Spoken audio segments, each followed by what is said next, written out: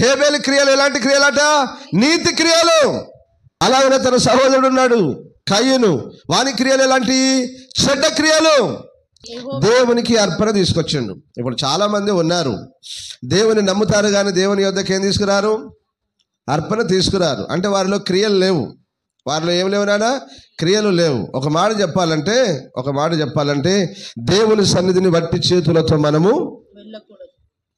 రావచ్చునా? కానీ ప్రార్థన చేయించుకొని 2 చేతులు ఎత్తి అయ్యా వందనాలు అయ్యా అని వెళ్ళిపోయేవారు చాలా మంది ఉంటారు.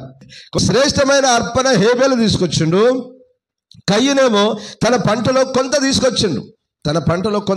తీసుకొచ్చిండు. కయ్యని యొక్క అర్పణను దేవుడు అంగీకరించలేదు, హేబెలు యొక్క అర్పణను దేవుడు అంగీకరించాడు. ఇప్పుడు అంటాడు దేవుడు అంటాడు అతడు ఆ అర్పణ ద్వారా నీతిమంతుడని తీర్చబడ్డాడు. ఆమేన్.